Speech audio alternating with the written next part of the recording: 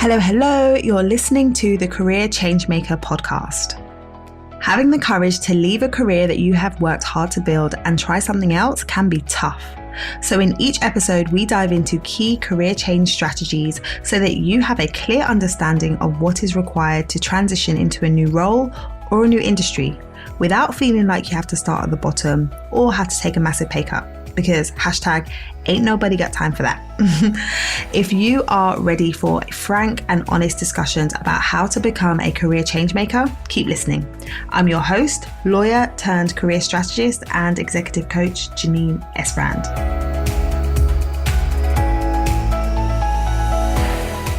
Hello, and welcome to the show. I'm excited because today we have a guest expert interview. And I just love connecting with fellow coaches and consultants who are focused on people development and are as passionate about it as I am. And today I am interviewing a guest who is going to be talking about a topic that many of you want to know more about, and that is how to position yourself for promotions. If you're somebody who's been feeling like you're getting overlooked for promotions, that you have been trying to do the things that will get you noticed, but you don't feel like it's working, then lean into this episode because Porschia Parker-Griffin is going to be breaking down some really practical, simple yet impactful things that you can be doing to make sure that you get the promotion that you deserve. So without further ado, let's dive into my conversation with Porschia. Hi, Porschia. I am so excited to have you on the show today. Before we dive into all the goodness that we're going to discuss, please go ahead and introduce yourself to everybody. Well, thank you so much for having me, Janine. I am Porschia Parker-Griffin, and I am founder and CEO of Fly High Coaching, and we offer career and business services for seasoned executives, ambitious professionals, and entrepreneurs. We help them to create and execute their strategies while moving through mental resistance that shows up. I love that. We're on the same page in terms of how we support people and what we're passionate about. So I'm excited. So one of the things I love to do is learn more about people's journey, because becoming a career executive coach, consulting, that's probably not where you started out. And so let's start by you just sharing a bit about your journey. Where did you start in your career and kind of what led you into this line of work? Yes. So I have an undergraduate degree in psychology, and like a lot of millennials, and I'm not sure if it was as detrimental to the economy as it was in the US, but I graduated from college in the depths of the recession. So here in the US, professors were saying, it's easier to go get a master's degree than it is to get a job right now. And the economy was just really tough at that point. But I was fortunate enough to have scholarships, and I didn't want to go into debt for a master's degree. So I said, I'm just going to try to figure this working thing out. Yeah. So I moved around as a kid, and I said, I've always wanted to live in Los Angeles, California. So literally 3 months after my graduation from college, I moved to LA, and I fell into the world of tax credit consulting, which is painfully boring, but it's a very specific sect of financial consulting for businesses. And the great thing about that experience was that I got to see how a small consulting firm worked, how it was ran. During my time there, the firm had acquired another firm. They were trying to get ready to position themselves for venture capital and be acquired by larger firms. So I got to see all of that from the perspective of an employee while helping business owners with tax credits. So it was a great business experience. I ended up in sales, and which is very interesting because I'm an introvert. So I get to work one day and I am voluntold that I'm going out on a sales call. And so I went out and talked to an assisted living facility about the services that we offered, and they kept sending me out to go talk. So I ended up in sales, and it was a great experience because I think sales and sales experience is very helpful for people for a myriad of reasons, but building your self-confidence, all of that. So eventually, I had a lot of people's, I think, corporate story, Janine, stressed out, overworked. I had a health scare by 25. And I remember I was in my doctor's office and I said, you know what? I'm not going to be hearing this talk again a year from now. Wow. So I had already heard about coaching, but I wondered, like, is that a real thing? Like, I have a degree in psychology and we never learned about that, right? So did more research, got certified in coaching, and started coaching clients one-on-one on the side. I did that for about a year and a half while working at that consulting firm before I went full-time into my business as an entrepreneur. I love that. I love that. I love how you were like, is this a real thing? Right now, coaching gets a bad rap sometimes because there is a low barrier to entry. You don't have to be certified. And there are lots of people that just decide they're going to call themselves a coach and they don't really know what they're doing, which frustrates me a bit. And I think when you come from a professional services background like you and I, like I was a lawyer and you were in finance, there's something about knowing that, you need to know your stuff. And so yeah, I think sometimes it can feel frustrating to know that there are people that are just doing it and they don't know their stuff, but we're over here doing the thing.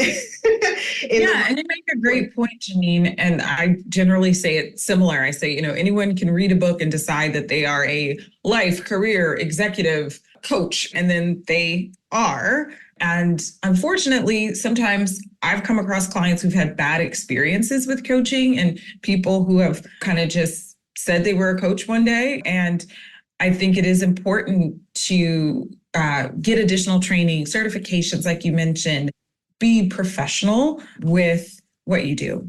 Yeah, 100%, because it's so powerful as a way to support people. So when it's done right, it can just unlock so many doors, which we'll get into. One of the things that comes up a lot with people that I work with, and I'm sure that you work with, is that piece around positioning yourself for what it is that you want. So you talked about the fact that you work with different people and helping them to like navigate their careers and move forward. I'd love for us to talk a little bit about why you think people have such a challenge around positioning themselves for the next thing. Because often it feels like people are coasting and they get upset at the fact that they haven't had that promotion, or they haven't had that tap on the shoulder, but they're not necessarily being intentional about creating the opportunities for themselves. They expect it to come to them. So talk to me a bit about your thoughts and experience with that, because I know you have a lot of experience with that. Yes, you are right. Often people are surprised when they are overlooked for a promotion, or if they formally apply for one and they don't get it. I think that it's really important to intentionally position yourself for a promotion. When I think about the professionals who can secure promotions, there are a few commonalities. One, they tend to have a high level of self-awareness. And so they're mindful about how they're showing up at work, how they're communicating, how they're handling conflict with other people. They also have a good understanding of their own personality and how people perceive them. And that can be a whole different conversation, but it is important to know what your reputation is, to think about that proactively within your organization and fix it, right? Or try to fix it if you, for some reason, do not have a good reputation within your organization. Also, it's really important to understand your own personality. And every personality type has positives and negatives. I don't think that there's one personality type for a leader. I think that any personality type can be a leader, but it's about understanding what your strengths and weaknesses are, working on those, and then also having an idea of how your strengths and weaknesses affect other people. I think that a lot of times when people are trying to position themselves for a promotion, sometimes they are so focused on themselves, they're not looking at the impact or the results that they are creating or not creating in their role. And then finally, I would say, Janine, it's really important to be results focused. having a high level of performance is really expected in most instances. And so if you are doing that naturally on a regular basis, you are already positioning yourself ahead of the pack, right? And setting yourself apart. Yeah. Oh my gosh, there's so much goodness in there. The point around people not, well, two things. The awareness piece, having the self-awareness, so important, but so many people don't have that. And then secondly, being aware of how what you're doing is impacting others. I think because people are given the narrative, like, you need to work hard, you need to get your head down, you need to be aware of what it is that you're doing and be intentional. But I don't hear a lot of people talking about the fact that you need to be mindful of how what you're doing is impacting others. Because at the end of the day, business is all about relationships. So if you're doing what you perceive to be the right thing, but you're rubbing people up the wrong way, that's not the way to get yourself a promotion, right? How would you say people can cultivate that self-awareness? Because I think, as coaches, we are aware because we help other people to be aware. So we're probably more, it might come more naturally. But if you are somebody who's in a professional setting and you've just gone through the motions and studied and got to the next stage and the next stage and you've kind of been on autopilot, what are some ways that you would say people could start with cultivating that? Yes, great point. I think one of the easiest ways is to get some support, right? So you can invest in working with a coach to learn more about yourself and focus on your own growth and development. And that is going to help you with self-awareness.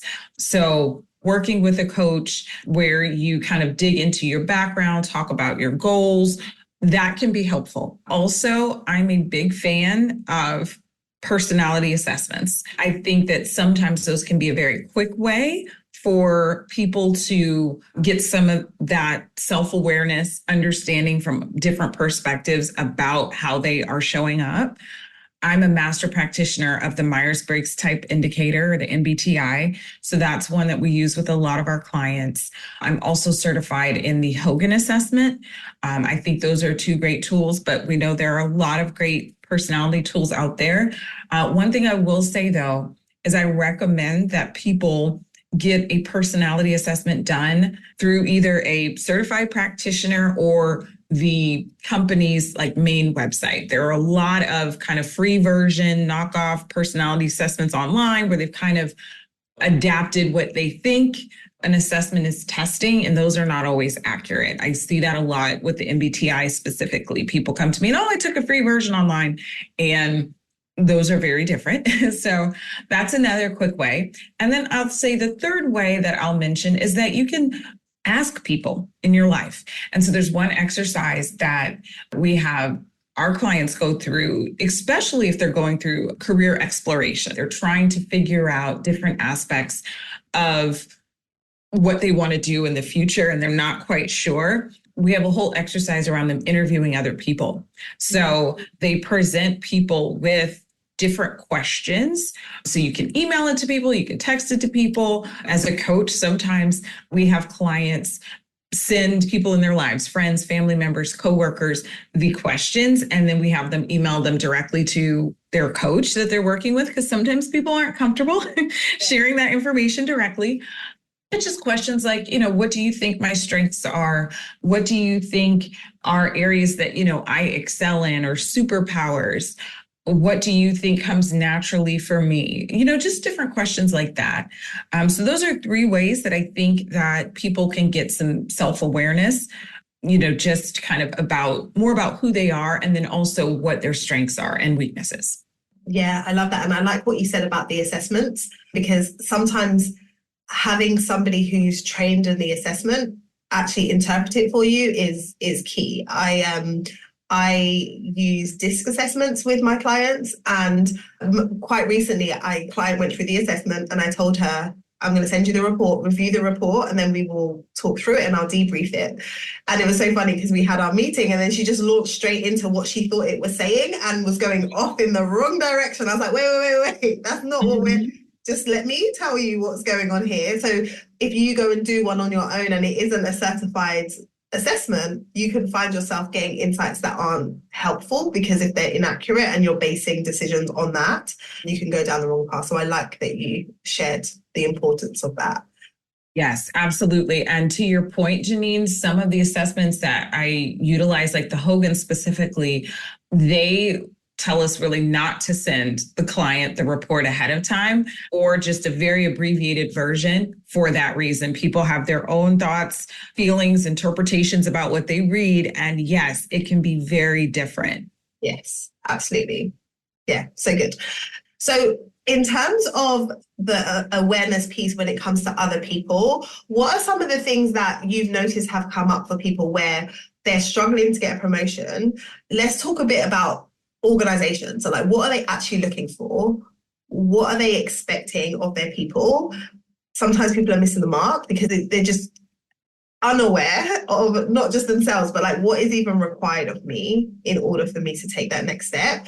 So when you're working with clients, what are some of the things they need to actually specifically work on or demonstrate that helps them to position themselves for promotion? The first answer to that is what I touched on a little bit before, and that is your initial impression or your reputation. And I have to start there because a lot of people think, oh, just give me some tools and give me some tips, and we can tell you everything afterwards and we can give you tools and tips. But if your initial impression or reputation is not positive, it's going to work. The foundation is not set. So that's the first thing that you have to be mindful of. And you have to be really honest with yourself. I think that a lot of times people are not honest with themselves and they are kind of missing out on that self-awareness piece, or they're jumping so far ahead that they're skipping a lot of steps. So that's number one that I want to mention.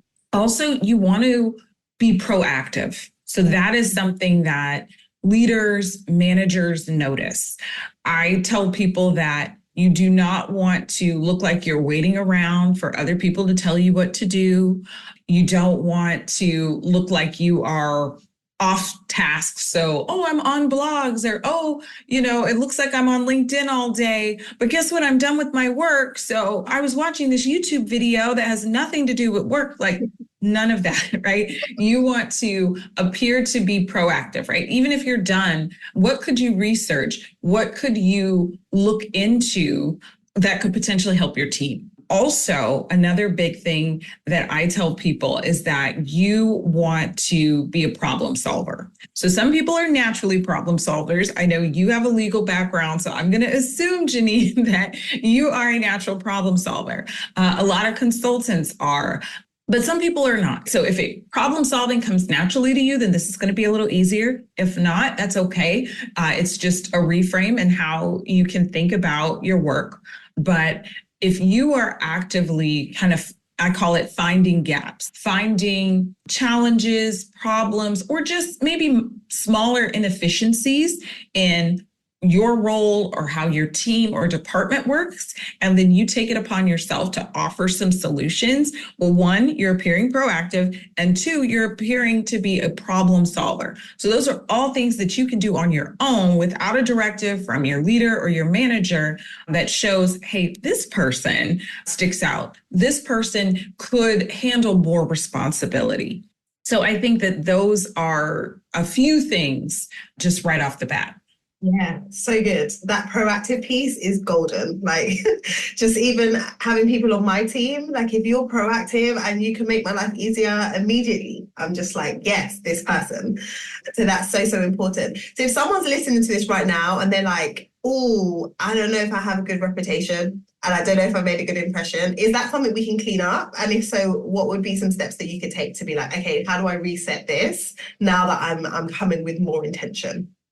So yes, you can clean up your initial impression or reputation, but you've got to realize that it's going to take some time. So what can sometimes be unfair is that it can be quick in terms of forming that initial impression, and it can take a lot longer to change that. So, and I'm sure you talk to your clients about this too. This is why we talk about the first 90 days really of a job being very important, because generally that impression is set in the first 90 days. Sometimes people have been in a job for a year, 2 years, 5 years, 10 years. And they're like, hey, I never got promoted. And a lot of times it really goes back to initially how people saw you. And then everything at that point just kind of reaffirms to some people that initial impression. So if it hasn't been good, the first thing I recommend people do is go back and look at their performance reviews. What has your manager or your leader said about your performance? What suggestions have they made for you? Have you actually worked on those things that they suggested? If not, that's a great place to start. You want to improve those areas. So after that, the other angle that I think is really important is to make sure that you are then a top performer. So address any inefficiencies, deficiencies, problems, issues, challenges people have already said that's out there, because that's what they think about you. So I heard someone say a long time ago that feedback is a gift. And sometimes we have to change how we're thinking about feedback, but it's a gift. They're telling you what they think about you and what they think you need to work on. So taking that into account and then becoming a top performer. So top performers generally get the opportunities, they get thought about for promotions, they get tapped on the shoulder, they get the special projects, the great assignments, the high visibility projects that happen. Yeah. So good. This is just great.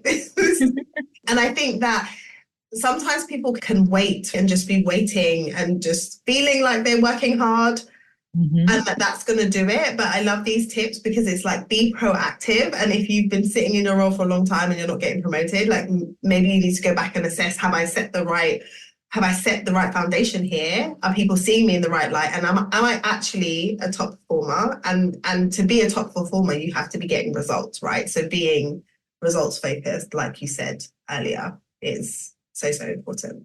This is so good. I agree. Anything else that you would add in terms of people that are looking to move up into leadership that you haven't mentioned already? Yes. So one other main thing to think about is networking. It is extremely important when you think about getting noticed for a promotion. And the amount of networking you do is probably going to depend on the size of your organization. So we have clients that work for large multinational corporations, and then we have clients that work in small businesses. And how they network in those two environments can be very different. I generally think that it's best to start networking on your team and in your department. And then if you're in a large organization, then you start branching out and networking with other teams or other departments that you collaborate with regularly. And then finally, you can just think about general networking across the organization with just kind of different departments or different functional groups. Networking, sometimes there can be some resistance around it, depending on your personality. We go back to that. So like I shared earlier, I'm an introvert, and the whole thought of networking, especially early in my career, was very overwhelming. So there are specific things you can do just depending on your personality. But I think one of the big overarching themes, regardless of your personality, is to be genuine in your networking. Many people kind of come across as self-serving when they're networking. So they're having like very superficial conversations, and then they're kind of looking at or trying to figure out, is this person important? Can this person help me? Or do I just need to kind of quickly move on and talk to somebody else, right? You don't want to come across that way. And if you have that energy and that kind of mental thought around people, that's something that you really want to think about before you start networking.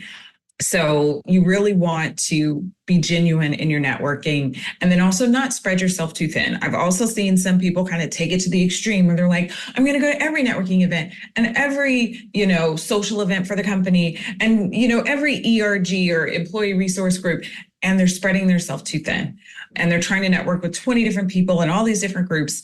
I think that it's important to just focus on a few to a handful at once and then organically network with more people from there. Yeah, because I always say to people with networking, if you switch out networking as a term and replace that with relationship building, it can feel so different. And ultimately, that's what it is. If you're like, okay, who do I want to build relationship with? Be intentional about that and not try and build relationships with so many people, but actually deeper connections can go a lot further.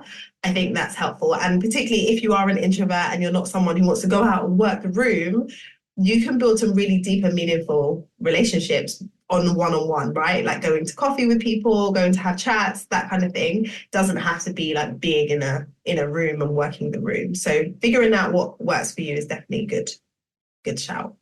Yeah, this has been so good. So many nuggets, so many nuggets. If people want to find you, and I know you have your podcast, which I've had the pleasure of being on. So do you want to share where they can find the podcast, where they can find you, and learn more about the work that you're doing to help people? Yes. And thank you so much for coming on the show, Janine. Our episode will be airing, I think, in a few months. So the Career 101 podcast, if you like listening to podcasts, you can definitely find us there. We talk about everything that you were never taught or told about your career growth, development, and change to help you get an edge in your career. So definitely check out the Career 101 podcast. If you are on LinkedIn, you can definitely follow me on LinkedIn. It's just my first and last name.